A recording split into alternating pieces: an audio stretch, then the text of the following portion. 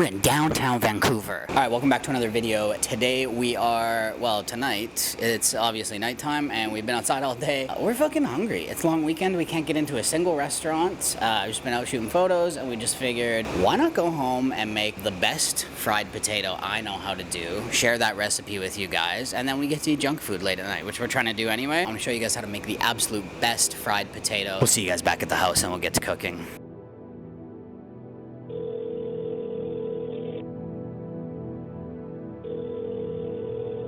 Hey, it's Nathan. Leave a message after the beep. Hi, this message is for concerned mother. I just want you to know I watch all your videos. Your food looks so good. Please call me back. I'd do anything to eat your food.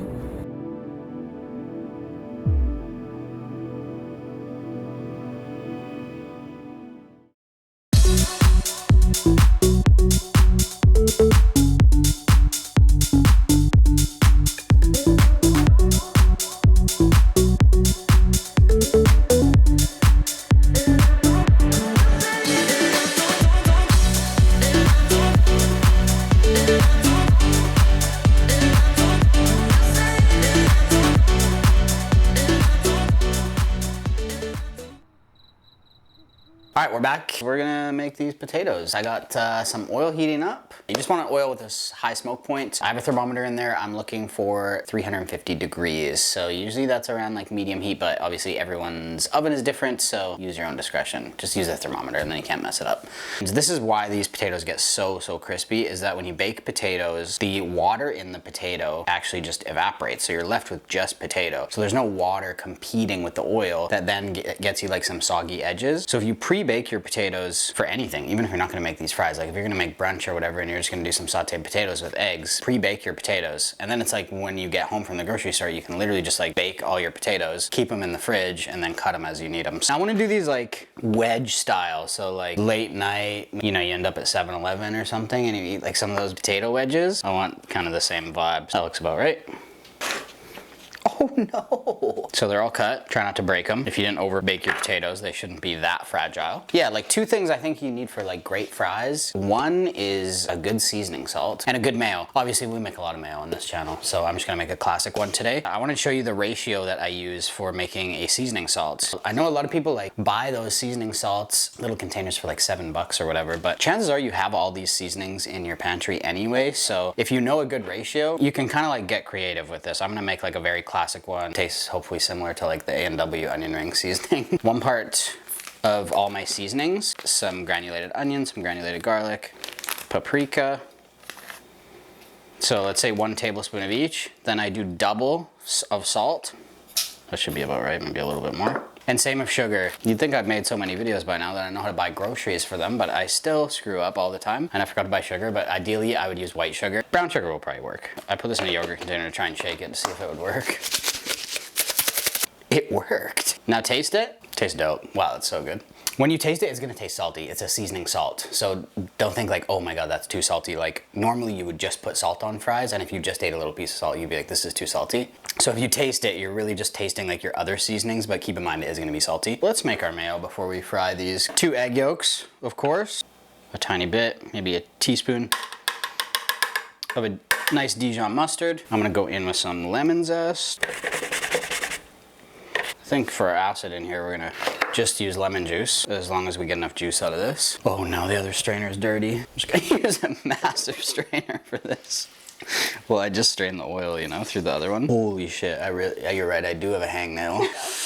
Ah, it's the index actually, contrary to popular belief. Whatever you're picking my nose with. I wasn't picking your nose, dude. What the fuck? Before I do this emulsification, I will explain this because even though I've explained it a million times, maybe you're a new viewer. Mayo is a very simple process. It is an emulsification. So you're combining oil and liquid, which normally don't combine. And the egg yolk actually acts as your emulsifier in that. So you can just slowly add your oil and it will bring liquid and oil together and it won't break. It gets thicker the more oil that you add. So everyone has like a different desired consistency. If you want it thicker, just continue adding oil. If it seems like it's not getting thick, just keep adding oil and I promise it will get thick. So that's it. I'm gonna add oil. And I'm gonna add avocado oil just because I'm trying to be healthy with all this deep frying and mayo. Oh shit, you know what you have to do when you make mayo too? Put a pinch of salt in there. Don't ever not season your food.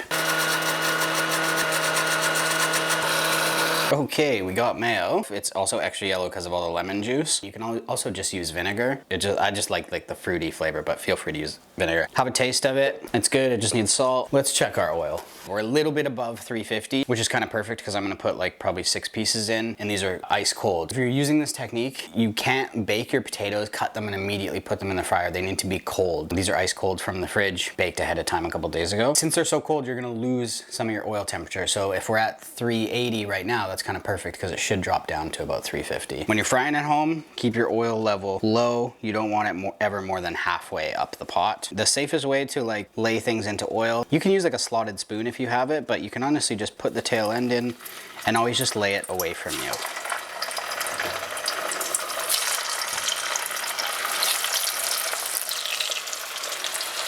And then just make sure that they're not sticking to each other at all, so that all the edges are getting crispy. And now you just chill. Go for a walk around the block and leave hot oil on your oven. Fry these about like 3 or 4 minutes. You can already see they're getting like so nice and crispy. Holy shit.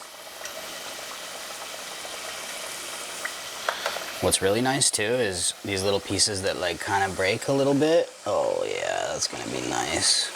Ooh. All right, we're good here. I'll put them in a bowl. We want to season them right away while they're hot. That little bit of oil on the surface will just help our seasoning stick. It smells good with the seasoning salt. Can you smell it? Well, rest assured it smells fucking good. All right, I'm just gonna plop these in for when the camera's off. You know, when we eat the real portion. Okay, so we're gonna go to the plate and we're just gonna make a baby portion because it looks better on the thumbnail always. I got this dope little vintage plate. Honestly, my mom didn't have these, but I feel like everyone's house that I went to when I was a kid, their parents all had these. Lemon aioli. Where's my mic? Right here? Yep. You hear that crispiness? We got it right up to the mic.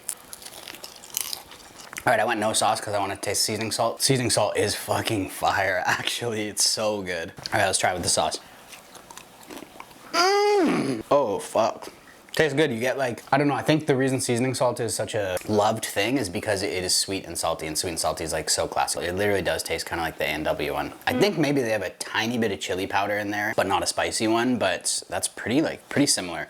So that's it. That's the video. This inspires someone to, when they're having a late night craving, just take matters into your own hands and make some bullshit yourself. Make some 7-Eleven hot food at home and do it better. Just let me know what you want to see. It's hard to come up with ideas. It really is. I'm really scraping the bottom of the barrel on ideas for these days. Just been working a lot, so all my creativity food-wise has been going into work, so then I get home and I'm like, what am I gonna cook now? All right, guys, leave a like, leave a comment, hit my Ko-fi link, hit me up on Instagram. I don't really care. I'm gonna see you guys in the next video. Thanks for watching. Back in my bag and I gotta brag, I do this shit for real.